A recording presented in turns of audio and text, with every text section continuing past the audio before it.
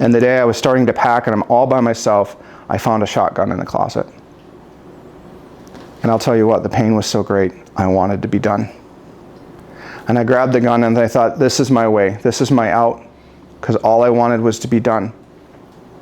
And in that moment, I also now know that I was under such an attack, like I'd never experienced before, that was the whole goal, was to steal, kill, and destroy, wanting to take my life. But God had other plans. White Lake Men's Ministries welcomes Seth Joseph. Well, thanks, guys, for having me this morning. It's a privilege and an honor to be able to share my story with you guys. Thanks, Cal. Yeah. Love your brother. Ditto. On the way up here, just driving with my two sons and coming to realize that they've heard a little of my story, me speaking. Last month, they actually engaged in sharing with me their aspect of the story, which was pretty powerful for them. But this is going to be the first time I'm going to share this thing in entirety in front of my sons. So to me, that's a pretty big honor. So thanks, boys, for being with me. These are two of my three sons. My other son, he has to take his sister to Chick-fil-A this morning to work, so he got to sleep in. So my story starts in 2014. Do you guys remember the winter of 2014? How much snow we got? Anybody? So Grand Rapids got a record snowfall of 135 inches, the second highest in recorded history. So it was a cold, long winter. So my story starts there. In that time, I was a truck driver. Cal's talking about truck drivers. I'm the truck driver he's talking about. I actually just am semi-retired. So I'm semi-retired, but in that day I was driving truck. I had my own little owner-operator. I was contract carrier. So I was driving to Muskegon, driving all around West Michigan, and it was hard winter. And so had a long day that day, February 17th. Olympics are on. Get home, and was the first day, and as long as it's been probably over a month or more, we got around 32 degrees. Most days had been around 15 to below, into single digits or below zero. And getting home, and it was just heavy, wet snow, and they were predicting 3 to 4 inches. Where I live in Alto, we ended up getting 10 inches. And that evening, I was told my wife, I said, tomorrow I got to get on that roof and scrape off the snow because it's getting pretty heavy. So that night, we're in our house. We've already tucked our 4 kids to bed. These are 2 of my sons. I have another son and a daughter. And we had an Old English sheepdog at the time. So 2 kids are asleep. We're in our back room behind our garage. We've got a wood stove in the corner. It's got 500 degrees, nice and warm. And now I get to speak my shame. I was watching ice dancing with my wife for the gold medal. And I was actually enjoying it. So there's my shame. The worst thing I've ever done is watching gold medal. Ice dancing. So we're watching it, and it's getting to be, I get up at 4 in the morning. It's getting to be late. It's 11 o'clock. They finally finish. We won. The U.S. wins gold, and we're getting ready to go to bed, and all of a sudden I hear this cracking sound. And we have exposed beams in our living room at the time, and dust is coming off. And I'm thinking the room is collapsing in on us. And we hear this, and it's just like, my wife and I get up, we run out of our living room into the kitchen, because it's a separate roof line. Our Old English sheepdog, we yell at her, she runs into the living room, so I'm thinking, okay, there goes our Old English sheepdog, and it's, oh, boom! And I'm like, well, the living room is still standing. What just happened? So I go down the hallway, our kitchen, so our living room's right here, kitchen's right here, there's a hallway that runs on the side of the garage. And I open up the door, and I see it was stick built, it wasn't trusses. The center beam snapped in our garage and landed on top of my wife's Expedition. And I go to the front door and I look up, and it's bowed out, and snow is just falling into my house. And I'm like scared to death. I don't know what's going on with our house. Don't know it's safe. I call a buddy really quick. My wife goes to get the kids, and I said, come over here, I'm going to need your help. He comes, drives over to our house. It's 11 o'clock at night. And he looks at our house. He won't even come in. He goes onto our deck that's on the backside of the house, which has snow up to his waist. And he's like, I'm not stepping a foot in your house, and you need to get out of here right now. So thankfully, we had another big vehicle to haul our family out in our barn. So we all, no car seats, because the car seats were in the expedition. We walk out, get everybody, grab everything. We go to our friend's house. They live a couple miles away, and we spend the night. And I think I got maybe 2 hours of sleep that night, because I still had to get up, because the truck route I did had to run every day, because it was always keeping supply chain going. So get up, leave my family at 4 in the morning with 2 hours of sleep, and as soon as the time comes on, I'm making phone calls. I'm calling out to the insurance company, calling out whatever I need. And little did I know that was going to start a journey on that side of it, that part of the story, that's going to last 4.5 years to try to get our house situated.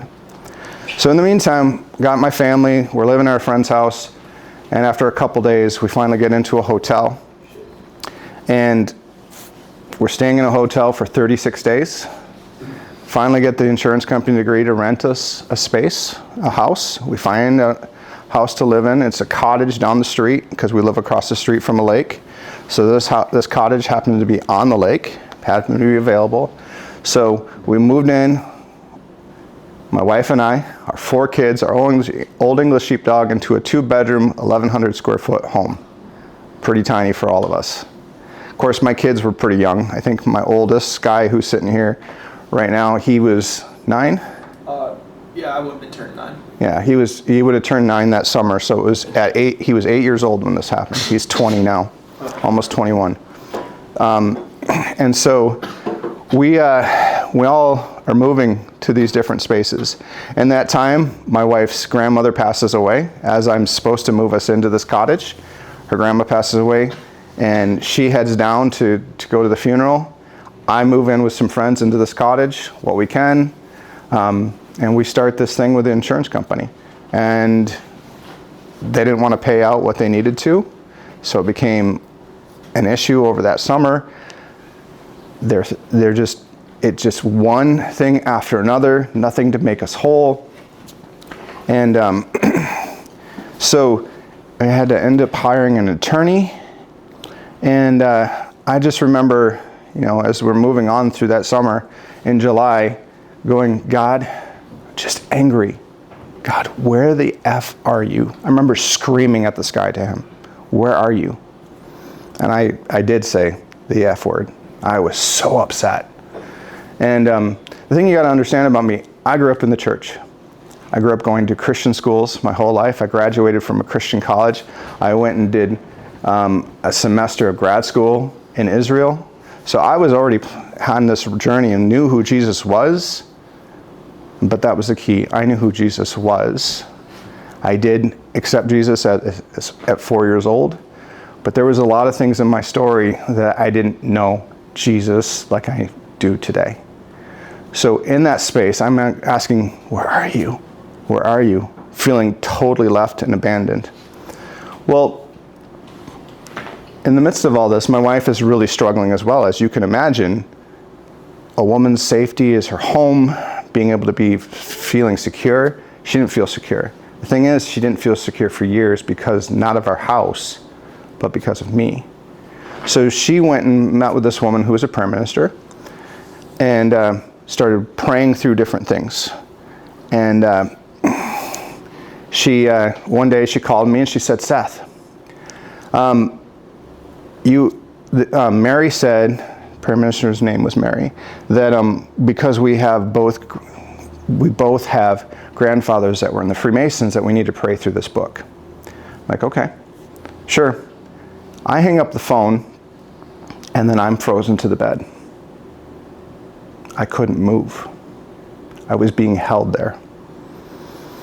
I didn't know what to do with that. I grew up Baptist. Baptists don't believe these things can happen to those of us who know Jesus, right? I couldn't move. I could barely breathe. I felt like something was holding me to the bed. She comes in the house, and she looks at me, and she sees me, and she's like, starts talking to me. I'm just laying there. I'm just thinking, just say the name of Jesus. Just say the name of Jesus. And she goes, Seth, aren't you listening to me? And all of a sudden my face contorted in this weird like grin. And she's like, what are you doing? And I'm like, can't breathe. I can't talk. And she's like, Seth. And she finally realizes, Jesus. And I was like, and I knew something had been stumbled upon. And so we started praying through this book. We started praying over every curse that our grandfathers potentially would have made.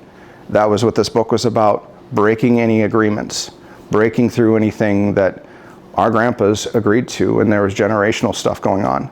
And so some of that was actually to break secrets.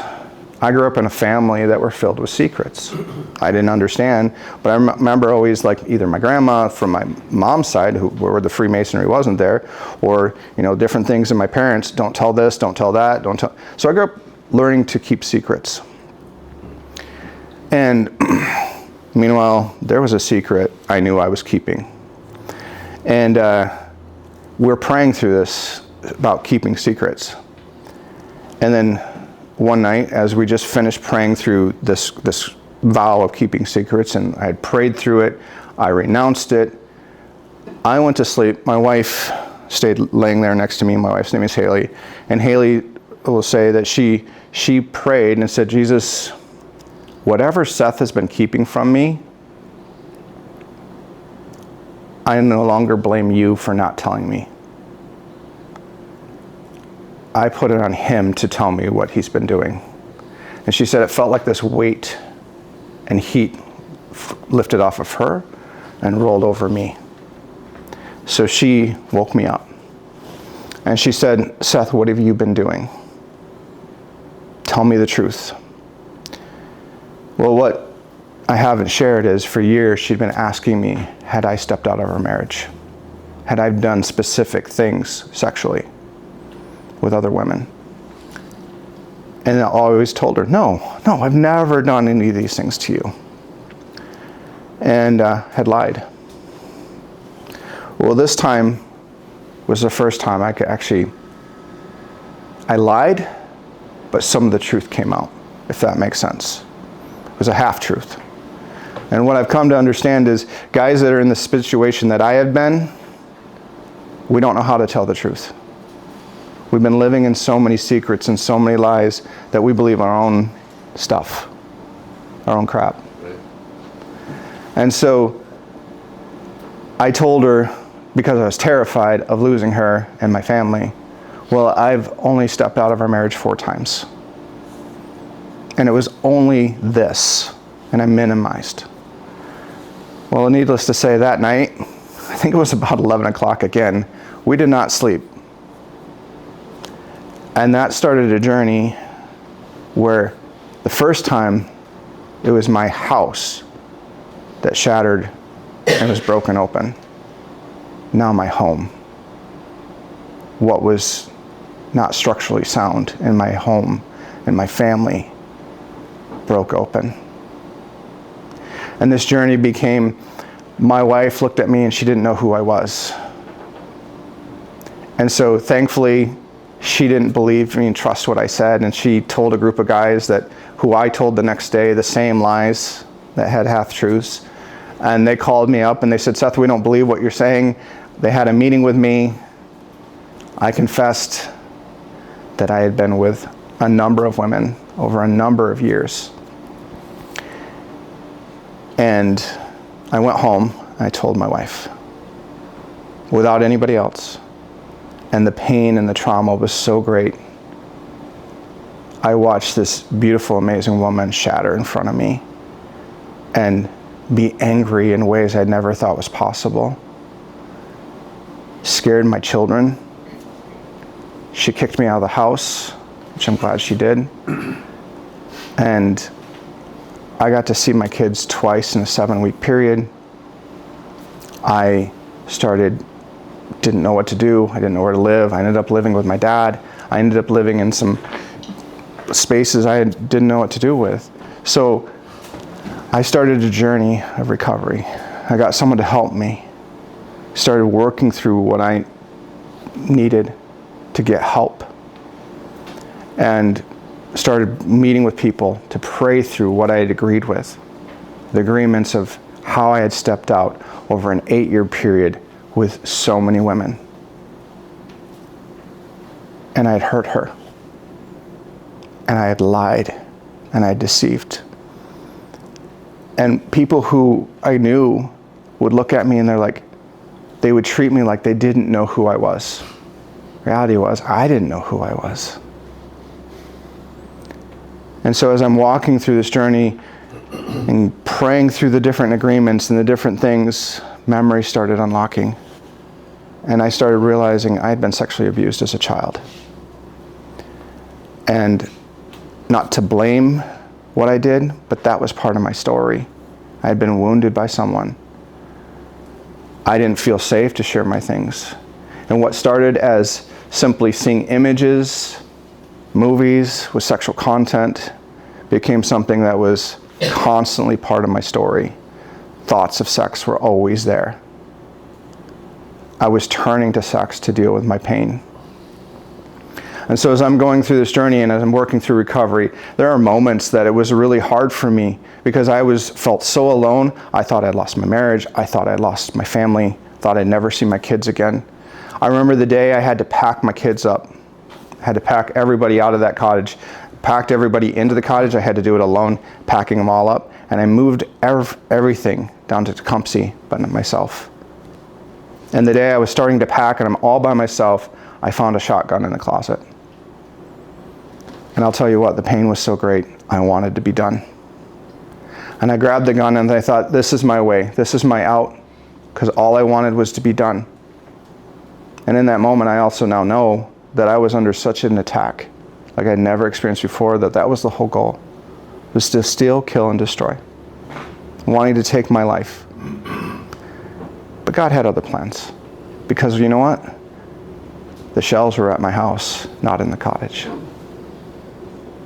So I made a phone call, talked to somebody. They helped me talk through it. I had a buddy who was coming up to help me.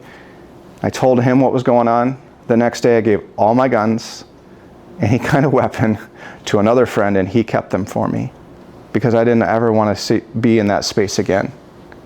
And so I worked my tail off. I started delving into the pain of what got me there. Because what I know about sexual addiction, it's a symptom, it's not the problem. See, brothers, we have things in our lives, pain that we've never dealt with. And if we don't deal with that pain in a proper way, we will numb it. We will try to deal with it. It can be alcohol, it can be sugar, it can be all these different things. Our brain is created for attachment. It's created for connection. And if we don't learn how to connect, which I didn't, and things are painful and hard, like I had gone through sexual addiction because of the sexual abuse, all of a sudden attachment gets all twisted up with that. Attachment pain is there. So if we have different things in our lives that we haven't dealt with, and we can use coffee, we can use donuts, we can use TV. There's so many things. And what I started realizing as I was on my journey of recovery is that I had used all kinds of different things, but I definitely used sex. And there were moments that Jesus all of a sudden started showing me. Spaces where I had been with someone else, and Jesus was there in the room with me, and he's weeping. And I see him afterwards, he's showing me, he goes, Seth, you were doing this, and I'm right here. And he was weeping. He was weeping for me because he loved me. Even when I was doing that, he loved me and he wanted to be with me. And he said, Seth, you don't need to turn to this. Come to me with your pain. Let me care for you and show up for you. And I was dumbfounded. I was amazed. And so I started learning how to have this relationship with Jesus. I started saying, when things are painful and things are hard, Jesus, what do you want me to learn? What am I turning to that you want to show up in? What need am I trying to meet? Because I know you'll show up for my needs. You'll be the one who helps me in my needs. And that's what I still do to this day. And I started learning how to listen to Jesus' voice. what it meant to listen to Jesus' voice, and it absolutely changed my life. Now, do I do things great every day? I got 2 boys here. If you want to ask questions, they can answer whether or not I do well all the time. There are some things I still make mistakes, but I can hear Jesus' voice. He will say things to me. There will be times he'll be like, Seth, don't do that. I sometimes listen, sometimes I don't. But I'm learning how to listen to his voice. And in that journey, listening to his voice, it becomes so prevalent because I told you, we went through this massive thing. We ended up going through a lawsuit to try to rectify our house. We ended up, through all this process, I was invited back into home. My wife invited me to come back after we went through, and I shared everything. I didn't keep things hidden. We worked through what's called a full disclosure with people helping us. And we got back together. Now, it was a bumpy road, and she'd give me 6 months at a time because I had to earn her trust again. She couldn't trust me, so I had to learn. I was polygraphed 18 times to confirm I was being faithful to my wife. And I did that willingly because that's what my wife needed. I would do whatever she needed to love my wife and care for her. I still do that to this day. No matter what pain she goes through, because I caused so much of it, I showed up for her. I show up for her. Now, I don't always do that well, but I try to. I try to care for her. I try to care for my kids, try to show up well for them. And a lot of times I couldn't have done that if I hadn't heard Jesus' voice. And he reminded me, Seth, your identity is in me. I remember one day my brother calls me and says, Seth, I've heard all these rumors about you. And I was paranoid. I was in Muskegon. I remember the phone call. I was going into Muskegon Heights, driving truck. And I'm like all amped up as I go from there to Grand Rapids. And I'm going up Hall Street, just east of Division, going up the hill. I was actually east of Madison, going up the hill there. And I just was like, Jesus, I don't know what to do with this. And he says, Seth, my reputation is your reputation. And I was just like, okay, you've given me your reputation. I am yours. My identity is wrapped up in you. So I'm entering into the season of, okay, this is who I am. And we're sitting on the verge. We've gone through anything. Our insurance company raises our premiums to a point where I can't afford to keep paying my mortgage because my mortgage was, they tie your insurance into your mortgage payments, right? It more than doubled. I couldn't pay it. We went into foreclosure. We're on the verge of foreclosure, a month away. And I remember just so much going on. And Jesus is showing up and he's saying, I remember doing this thing. I learned this thing called Emmanuel prayer journaling, where you enter in and you do this thing where gratitude and you hear what Jesus responds, and then you write up from Jesus' perspective. I've learned that you hear Jesus and your thoughts, but you're supposed to share this with someone else. And it's, I see you, I hear you, I know how big a deal this is for you. I'm glad to be with you in spite of your weakness. And these are the things I can do something about. Not that he will, but that he could. And so I followed that format. I learned of this thing. And I'm journaling this, and I hear Jesus say, Seth, you will not lose your house. And I'm like, okay. I'm like, Jesus, we're going through foreclosure. They're going to foreclose in this month. He's like, Seth, you will not lose your house. Well, because we had over 50% equity, I had a year to redeem the house. And so for the next year, I have no mortgage payments, but I have no security. My only security is Jesus. So I keep walking with Jesus. I keep walking with him. And this has been years. It's 4.5 years into this. So this would have been in 2017, they foreclosed on us. And we actually eventually moved back into our house. We got some money and it made it secure. So we're all living in our house after a year of being gone. We were out of our home for a year before we could move back in. We moved in February 27th, 2015, back into our house, which that alone was a God thing. My whole family back in this broken house, that's also a broken home that's learning how to heal. And so this is 2017. I remember we're like on the verge of losing everything, and we're getting into 2018, and my wife's like looking for places, right? We got to move into another place. We're about a month away from eviction. And she went to someone's place and that had a duplex, and she checked it out, and she called me and she said, Seth, we need to do whatever it takes to keep our home. We're a month away from eviction. And I still remember Jesus' words the year before, you will not lose our house. The next day we get a phone call from our attorney. They've decided to settle and they will redeem your house out of foreclosure. So from 2014 to 2018, we lived in unknown. We lived in an unknown if we were going to keep our marriage, if our family was going to stay together. We lived in an unknown of whether or not we'd have our house. And guess who kept showing up and guiding us the whole way? Jesus. Still does that today. So we still didn't have enough money to fix our house, but then I get involved with Base Camp, Kevin DeVries, it's where I'm at Cal, and Jesus is like, Seth, I want you to start walking with men in this addiction. So I start a group for sexual addiction. We call it Sexual Integrity. I think it was in the fall of 2018. I start working with them, start ministering to them. So mind you, the whole time, my house isn't fixed. It's covered by a tarp. So we're trusting Jesus. For 7.5 years, my house was covered in a tarp until Jesus provided enough money for us. For $15,000, we put on a metal roof under our house after it had been structurally sound. It had a 1.5 foot dip in the front of the house that covered it all with foam.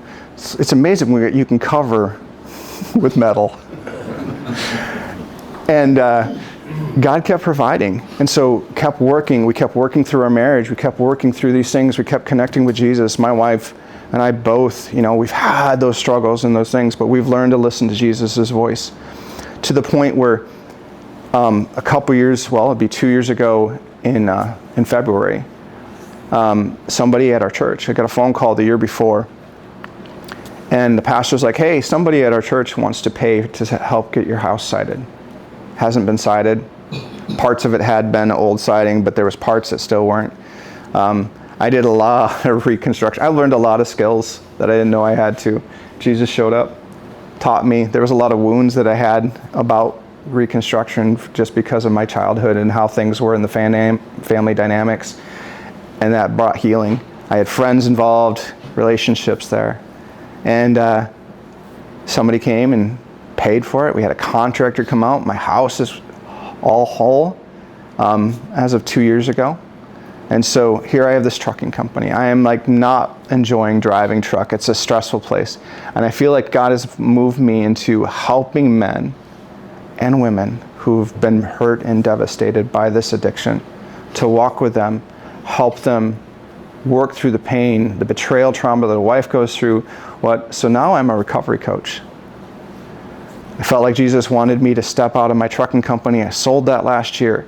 And my wife and I, in agreement and in faith, we've both become life coaches. We've both deal with people, help people, whether it be sexual addiction or husbands that are trying to make. And so today I stand before you. What was my weakness? It's His strength.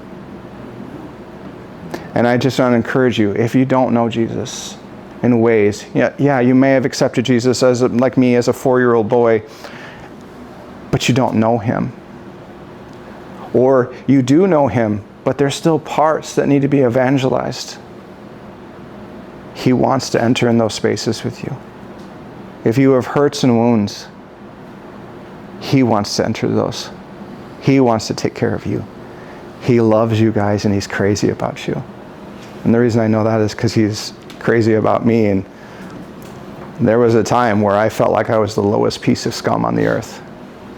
And He picked me up, looked at me and said, I love you. I enjoy you. I'm glad to be with you. And He's glad to be with you guys too.